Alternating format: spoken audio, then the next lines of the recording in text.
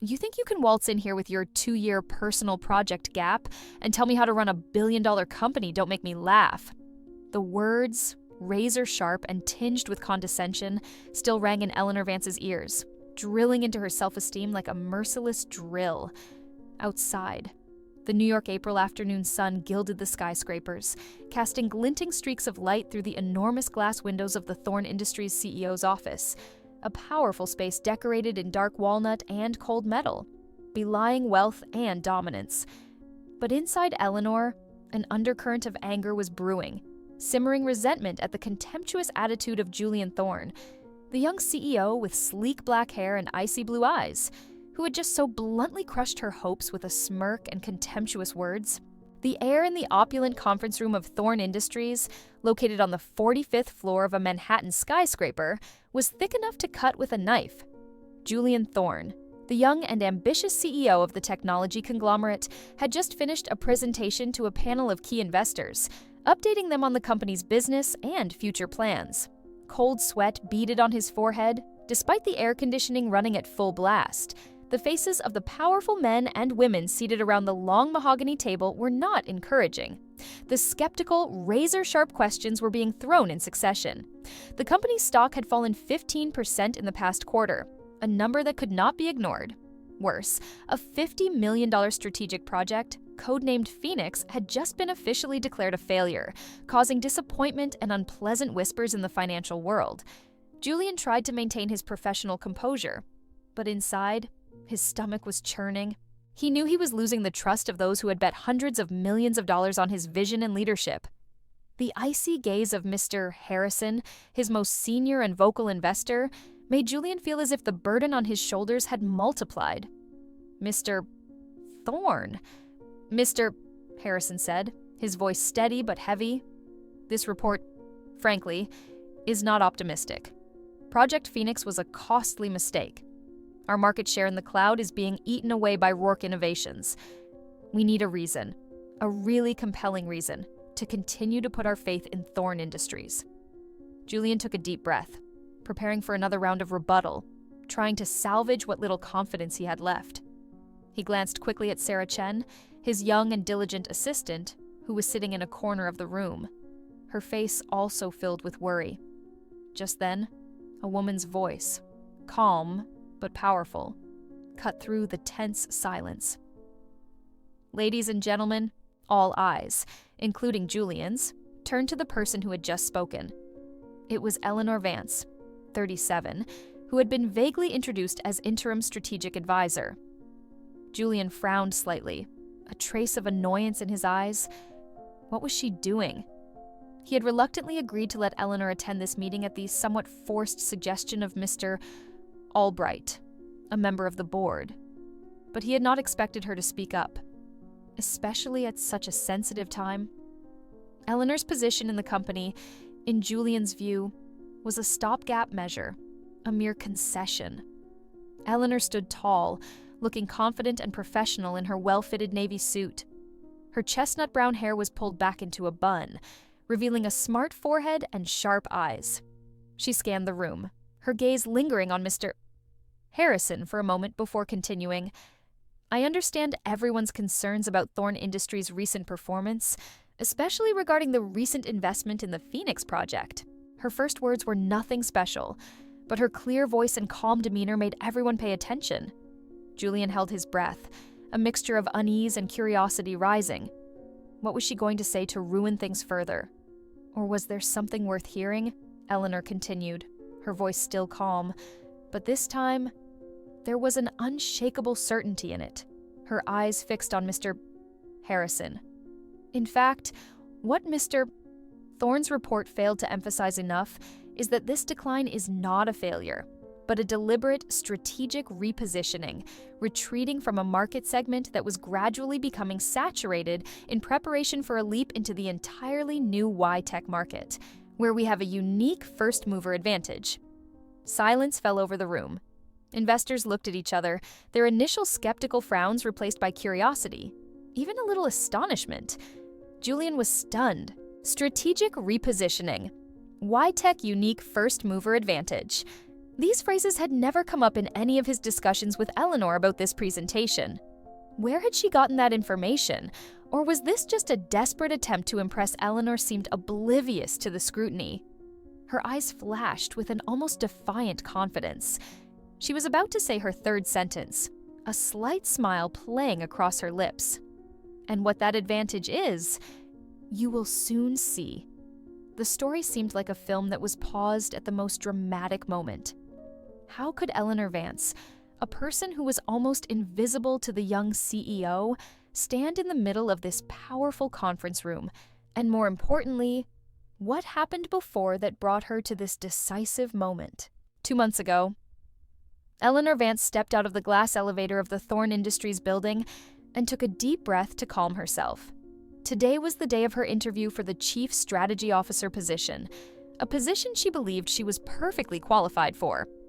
With her experience co-founding and running a data analytics tech startup, which was acquired by a major corporation for 8 figures 3 years ago, and the past 2 years of independent consulting for hedge funds and completing an advanced certificate in technology risk management at the prestigious MIT Sloan, Eleanor was confident in her abilities and vision.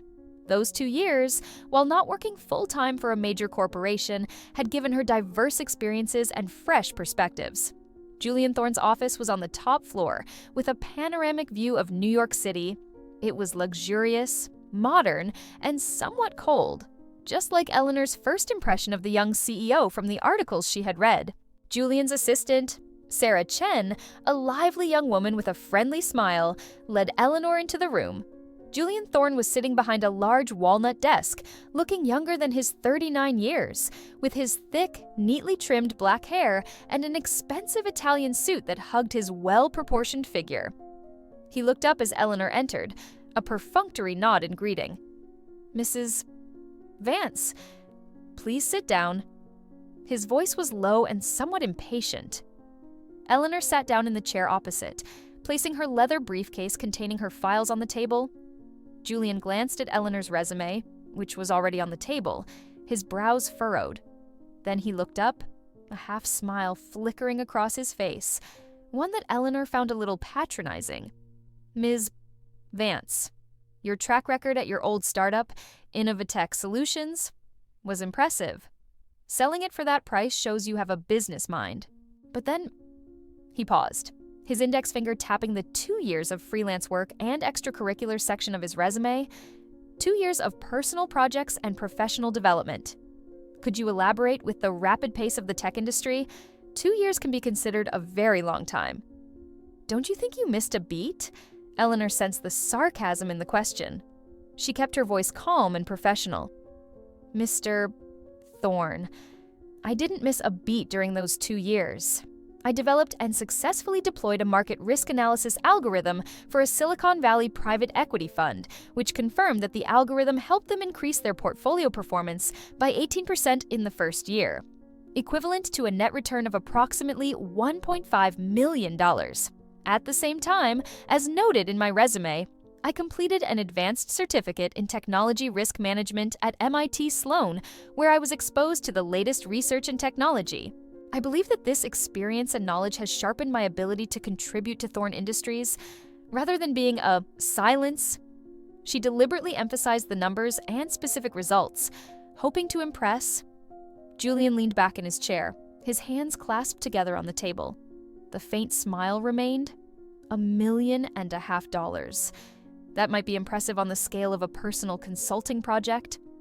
"Mrs. Vance, but Thorne Industries operates on an annual budget of over $500 million. Our strategic decisions affect thousands of employees and billions of dollars in market value. We need people who are used to the pressure of that magnitude, who aren't overwhelmed by zeros." He said it casually, but Eleanor sensed the doubt, even disdain, in his words. He was implying that she was too small for Thorne Industries' playing field. Eleanor's blood rushed to her face, but she held back her wounded pride. She knew she was capable. She had faced pressure when raising capital for Innovatech, when making difficult decisions to keep the company alive and growing. But Julian Thorne seemed to only be looking at the gap of those 2 years, and the numbers that he considered not big enough. "I understand the demands of the position. Mr. Thorne, Eleanor replied, trying to maintain her professional tone. And I believe that the experience of managing a startup from scratch, raising millions of dollars, and ultimately selling it successfully offers valuable lessons in strategy, risk management, and adaptability factors that are just as important as managing a large budget. Julian shrugged, a gesture that suggested he was not convinced. We will review your file. Thank you for coming. The interview was over more quickly than Eleanor expected. He barely asked any questions about her strategic ideas for Thorn Industries, which she had prepared carefully. Eleanor stood up, trying to keep a polite smile. Thank you for your time. She left the office feeling deeply disappointed. Not because she might not get the job, but because Julian Thorn had judged her so narrowly and somewhat arrogantly. He hadn't given her a real chance to prove herself. A week later, when Eleanor had almost forgotten about that disappointing interview and started looking for other opportunities, she unexpectedly received a call from Sarah Chen. Hello, Mrs. Vance. This is Sarah Chen, Mr. Thorn's assistant. Hello, Ms. Chen? Eleanor said in surprise. What's the matter? Madam, Mr. Albright, a member of our board of directors, has reviewed your application. He has heard of the success of Innovatech Solutions and is impressed with your experience. Mr. Albright has recommended to Mr. Thorn that you join us as a short-term strategic advisor for a special project. Specifically, restructuring the R&D department for the Z-Series, an important product line that has been experiencing some issues with direction and efficiency. The estimated budget for the consulting and initial implementation phase is approximately $5 million. Eleanor was stunned. Mr. Albright.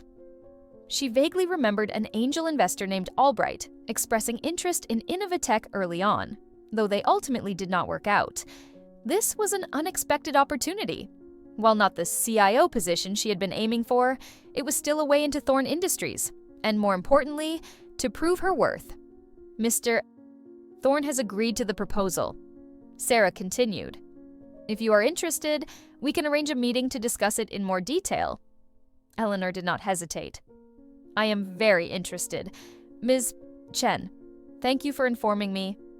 Julian Thorn, of course, was not happy to accept Eleanor. He did so mainly out of respect for Mr. Albright, who was a big influence on the board, and also because the Z-Series R&D department was a real mess that was giving him a headache. It will only take a few weeks, maybe a month or two, Julian told himself. Show her the harsh realities of a large corporation, and she might just quit. He still held on to his original preconceptions about Eleanor. Eleanor's first days at Thorn Industries were quiet. She was given a small, windowless office in the R&D department. Julian barely paid her any attention, communicating only through Sarah or in brief. Cool emails. He treated her presence as a necessity, nothing more. But Eleanor paid no attention to that. She threw herself into her work with intense focus. She spent hours poring over documents, analyzing data, and most importantly, talking to the engineers and researchers in the Z-Series room. She listened to their concerns, their overlooked ideas, and their struggles. Gradually, Eleanor discovered that the core problem with the Z-Series R&D department was not the competence of the team. They were all talented and dedicated individuals. The problem was the wrong strategic direction from the leadership, including Julian Thorn. He was too focused on competing head-on with the biggest competitor, Rourke Innovations, on a technology front where Thorn Industries no longer had much of an advantage, while ignoring its own potential for differentiation. The Z-Series was trying to be a poor copy of a similar product from Rourke. Instead of finding its own way, Eleanor began to expand her research beyond the Z-Series. She dug into Thorn Industries' patent archives, treasure troves of seemingly forgotten intellectual property.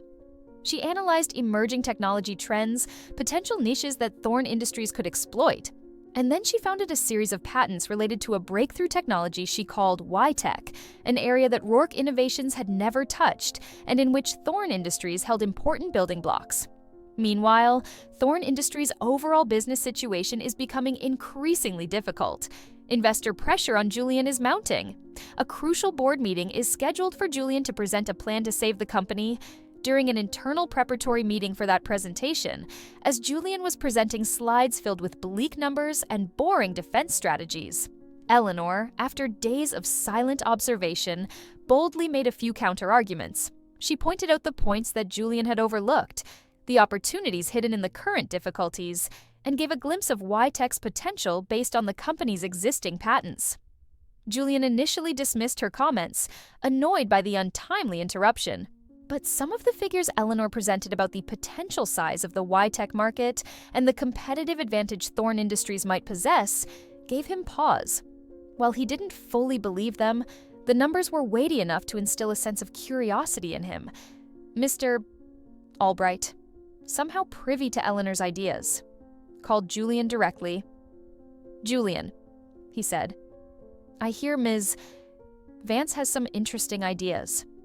Why don't you bring her to the next investors meeting? She might have a fresh perspective. We need all the help we can get." Julian, cornered and under pressure from all sides, reluctantly agreed. He still doubted Eleanor could do much, but at least her presence might please Mr. Albright. Let her sit there, he thought. Nothing will change. He could not have been more wrong. Back in the tense conference room, after Eleanor Vance's first 2 words, the atmosphere had changed dramatically. The skepticism in the investors' eyes had given way to a heightened level of attention. Even Julian Thorne had to admit, reluctantly, that there was something about Eleanor's demeanor and words that made people listen. Eleanor took a small breath, her eyes scanning every face in the room before continuing, her voice still calm, but now with a persuasive edge. "Our proprietary research, which I am pleased to share with you in detail, predicts that the Y-Tech market, a market based on adaptive neural interaction technology, will grow at least 300% over the next 3 years, reaching an estimated size of $75 billion. And Thorne Industries, with patent number US 9876543B1, which we tentatively call Adaptive Neural Network Interface, a core technology that we developed and filed 5 years ago, but has not yet been fully exploited, is uniquely positioned to capture a large portion of that enormous potential market." This is Statement 3, the numbers 300%, $75 billion US 9876543B1 exploded like little bombs in the room. Investors, who lived by numbers and growth potential, began to stir. Mr. Harrison, notoriously hard-nosed, nodded, his eyes gleaming with calculation. Julian was stunned. That patent, he remembered it vaguely. An R&D project from his father's time, shelved as too far-fetched and expensive. Where had Eleanor dug it up and proprietary research? When had she done it? Eleanor didn't give them much time to digest. She continued, her voice growing more assertive. "The investment you are considering today, if approved, will not be about patching up a weakness in the Phoenix project or trying to regain lost market share in cloud computing. It will be a strategic investment, a powerful push to leverage a first-mover advantage we already have, putting Thorne Industries in a leading position in the next dominant market, a market that our competitor, Rourke Innovations, doesn't even realize exists yet." Question 4. The contrast Eleanor drew between patching the past and pushing the future, between following competitors and leading a new market hit home with investors. They don't want to hear about failure, they want to hear about opportunity, about disruption. Then Eleanor finished with a final statement, her voice resonant, her gaze fixed on Julian for a second, in a silent affirmation, before turning back to cover the entire board. "So, ladies and gentlemen, the real question here is not whether Thorne Industries will survive. The question is, do you want to be a strategic partner in our rise and inevitable leadership in the coming Y-Tech revolution?" 5 sentences. Just 5 sentences. But their weight is enough to change the entire situation. Absolute silence filled the room for a few seconds, before Mr. Harrison spoke, breaking the silence. His voice was no longer coldly skeptical, but instead had a distinct interest. "Ms. Vance, I would like to hear more about that patent and your so-called proprietary research on the Y-Tech market. Please elaborate." The meeting lasted another 3 hours, but not with Julian's boring presentation, but with Eleanor's deep analysis, concrete figures, and bold strategic vision. She presented clearly the adaptive neural network interface technology, its potential applications in the fields of medicine, education, entertainment, and industry. She laid out the product development roadmap, marketing plan, and detailed budget to launch the Y-Tech project. Julian sat there, almost on the edge, from one surprise to another. He had never seen Eleanor like this, confident, sharp, and with an unexpected depth of knowledge. Everything she said was solidly based on data. Every question from the investors was answered intelligently and convincingly.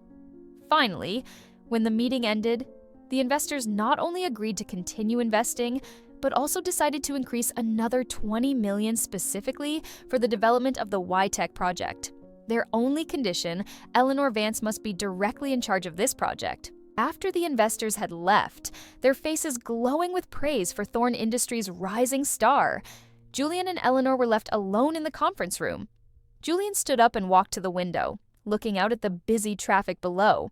He felt a mixture of emotions, relief that the company had been saved, utter amazement at Eleanor's performance, and a tinge of shame. For the first time in his career, he felt his position as CEO being challenged, not by a competitor, but by a woman whose resume he had once laughed at. He turned, looking at Eleanor, who was gathering her papers. His usual air of superiority was gone. "Mrs. Vance. Eleanor." He hesitated, using her name intimately for the first time. "What you say in there, do you really believe it? Or is it just a way to—" Eleanor looked up, her eyes clear and unflinching. "I never say anything I don't believe in, Mr. Thorne. And I have the data, the plans, to make it happen." Julian was silent for a long moment. Then he said, his voice somewhat strained but sincere, "The board wants you to be in charge of the Y-Tech project, reporting directly to me. Do you agree?" Eleanor smiled slightly. "It is my honor, Julian." She also responded with his name. It was a turning point, not just for Thorne Industries, but for the relationship between Julian and Eleanor. Over the next few days, Julian began to look at Eleanor more closely. He no longer saw her through the lens of an interim consultant or someone with an imperfect resume. He saw sharp intelligence, exceptional strategic vision, and an incredible dedication to her work. He remembered his smirk when he saw her resume, his sarcastic comments about her 2-year personal project, and felt a twinge of regret. He had been too cocky, too invested in traditional stereotypes, and had overlooked the real talent right in front of him. During Y-Tech meetings, Julian listened to Eleanor more closely. He realized that the gaps in her resume weren't weaknesses, but rather a source of unique experiences and perspectives that people who had followed a linear career path wouldn't have. It was this time of freelancing and extracurriculars that gave Eleanor flexibility, the ability to do deep research on her own, and a wide network of connections in the tech world that Julian didn't know about. Once, when the Y-Tech project encountered a seemingly insurmountable technical hurdle related to the speed of the neural interface, even Thorne Industries' best engineers were stumped. Julian was about to pause the project to find a solution, but Eleanor, after a sleepless night, proposed a completely new approach, based on an algorithm she had developed in the early stages of her career at Innovatech Solutions, combined with new research she had read about in a Stanford lab. The solution not only solved the problem, but also improved performance by 15%. Julian was shocked. He realized that he had greatly underestimated Eleanor's depth of knowledge and problem-solving ability. They worked together more and more, often staying late in the office to discuss and debate aspects of the Y-Tech project. These debates were no longer imposed by Julian, but were frank and respectful exchanges. Julian discovered that Eleanor was not only intelligent, but also had a subtle sense of humor, which often eased the tension of the work. He began to see a different side of her, a warm, passionate, and charismatic Eleanor. One Friday night, after a week of hard work on the blueprints for the first phase of the Y-Tech project, the two decided to go out for a late dinner. They chose the Cypher Lounge, a modern bar restaurant in the meatpacking district known for its creative tapas and unique cocktails. The atmosphere was casual, which helped them feel more at ease. They ordered a few tapas, including fresh oysters with yuzu ponzu sauce and a small seafood tower. Julian ordered an old-fashioned, and Eleanor had a lychee martini. The bill for dinner that night was about $150, not extravagant, but enough to create a private and pleasant space. In the midst of their work talk, Julian suddenly fell silent, looking at Eleanor. "Eleanor," he said, his voice lower, "I want to apologize to you. About that interview, I was short-sighted and a little arrogant. I judged you based on false preconceptions. I was so focused on the traditional career path that I forgot that talent can shine in many different ways, and that experience isn't measured by years at a big corporation." Eleanor looked at him, a little surprised by his frankness. She smiled slightly. "I accept your apology, Julian. Perhaps. Sometimes we all need a shock to see things again." Julian's sincere apology bridged the gap between them. That evening, they talked about more than just work. Eleanor told Julian about the challenges of building Innovatech, about her passion for technology that could change people's lives. Julian also shared about the pressure of inheriting the family business, about his desire to make his own mark, not just in his father's shadow. A subtle attraction begins to grow between them, not just intellectual respect, but a spiritual connection. Julian finds himself drawn to Eleanor's strong, independent yet emotional side. Eleanor, on the other hand, begins to see a different Julian, a man who is intelligent, determined, but also vulnerable and full of human longing. Small gestures began to appear. Julian made sure Eleanor had all the resources she needed for the YTech project, even hand-brewing a special cup of coffee from his favorite beans for her when he saw her working late in the office. Eleanor, with her subtlety, recognized when Julian was stressed by pressure from the board or market fluctuations, and she tactfully suggested stress-reducing solutions, or simply sharing a funny story to help him relax. While the YTech project was progressing well under Eleanor's guidance and Julian's growing support, news of Thorne Industries' potential revival and the YTech trump card reached Marcus Rourke, the 40-something CEO of Thorne's arch-rival Rourke Innovations. Rourke, an ambitious and ruthless man, felt threatened. He could not let Thorne Industries, which he thought was on the verge of collapse, suddenly rise to such a powerful level. Rourke took action. He spread false rumors on financial forums and in the media, questioning the feasibility of YTech, claiming that it was just an inflated bubble. He implicitly disparaged Eleanor's abilities, implying that she was just a lucky girl favored by Julian Thorne. More importantly, Rourke began approaching Thorne's investors, trying to convince them to withdraw their funds or at least put pressure on Julian. One Monday morning, a headlined article, "Thorne Industries' YTech Miracle, Hope, or Delusion," appeared on the front page of the Wall Street Chronicle, a respected financial newspaper. The article cited several anonymous experts who expressed deep skepticism about Thorne's technology, saying it was too risky and that the development costs would be many times higher than expected. Julian and Eleanor knew right away that this was Marcus Rourke's trick. The real storm had begun. The Wall Street Chronicle article hit Thorne Industries like a bomb. The company's stock, which had been on a modest recovery path, tanked, dropping 7% in a single morning. Julian and his board members' phones rang off the hook. Investors who had been excited about the YTech project only a few moments earlier were now nervous, even panicked. Marcus Rourke had struck a particularly vicious blow, using the prestige of a major newspaper to sow doubt. Julian and Eleanor worked around the clock to reassure investors, provide additional information, and counter the false claims in the article. But once a rumor spread, it was difficult to completely extinguish. "We can't keep chasing down every single piece of information," Eleanor said in an emergency meeting with Julian and the communications team. "We need a proactive response, a complete transparency." "What do you mean?" Julian asked, looking exhausted. He had not slept for several nights. "I propose we hold a public presentation," Eleanor said firmly. "Invite all the press, financial analysts, independent technology experts, and investors. We will present in detail the YTech technology, the development roadmap, the challenges, and how we will solve them. We will answer all questions, not shy away from anything. Truth and transparency will be our best weapons." Julian hesitated at first. It was a risky move.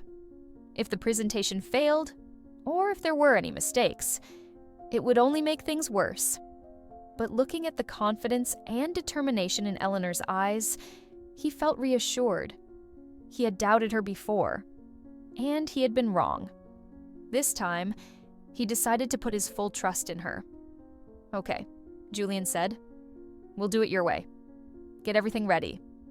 Marcus Rourke, of course, quickly learned of Thorn Industries' plan. He sneered. "Go public good. Let's see how they dig their own graves." But Rourke didn't just wait. He decided to play a dirty trick. Using a professional hacker, Rourke had his men break into Thorn Industries' mainframe. The goal was not to sabotage, but to steal data.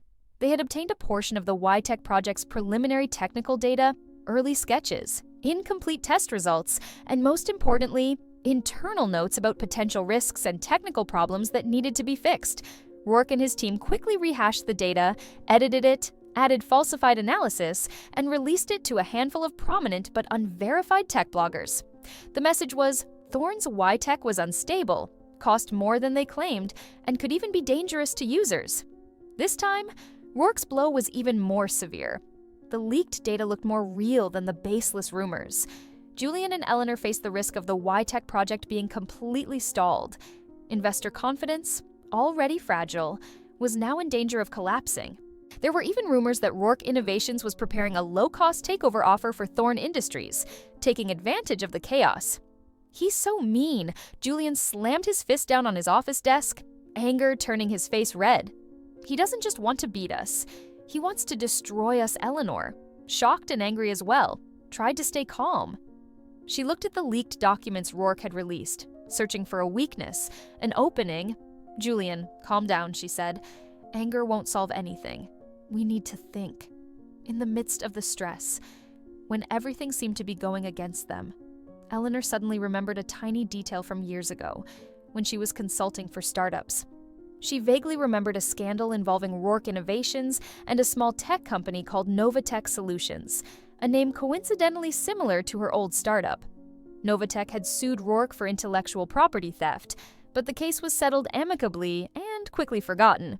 Eleanor hadn't paid much attention to it at the time, but now it flashed through her mind. "Sarah," Eleanor called Julian's assistant.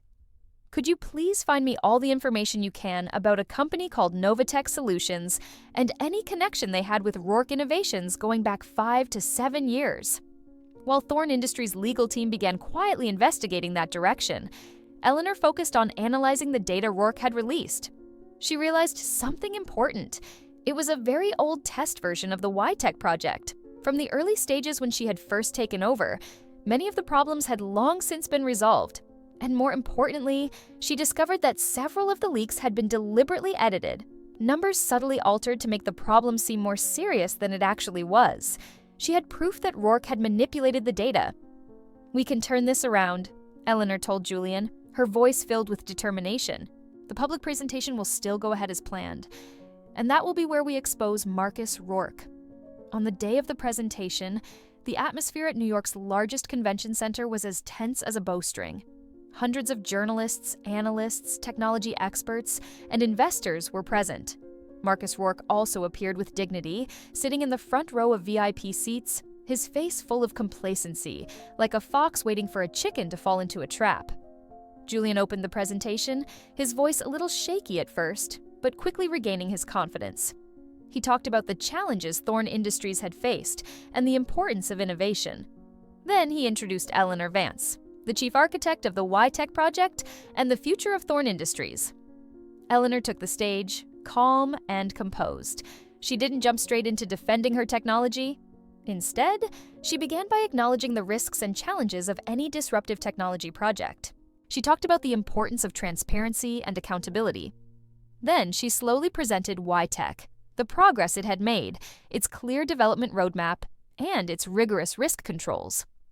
When it came time for the Q&A, Marcus Rourke was the first to raise his hand. He stood, his voice full of condescension. "Ms.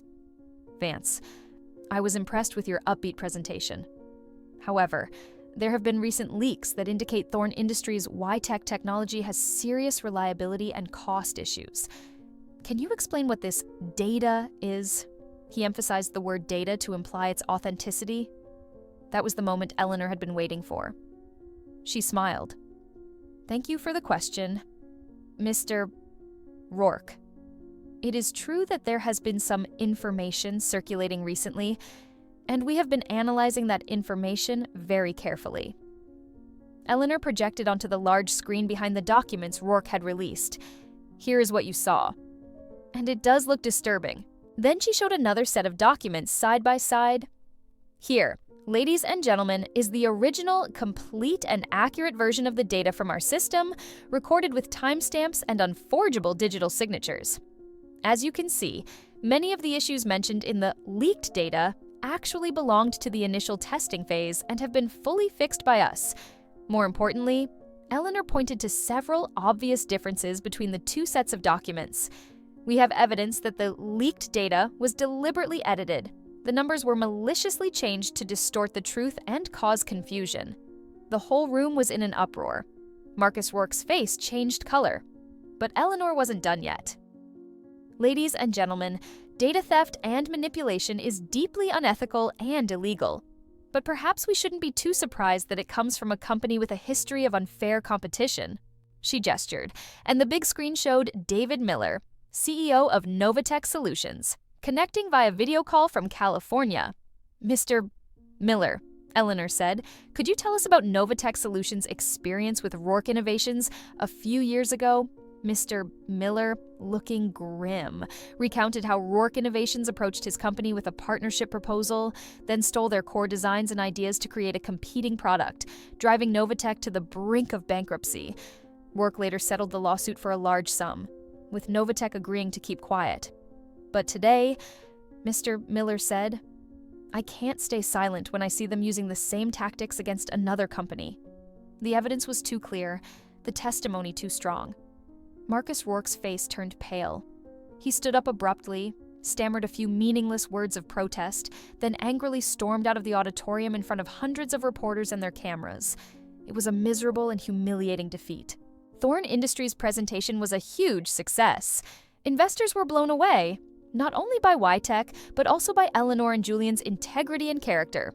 Thorne Industries' stock skyrocketed in afternoon trading.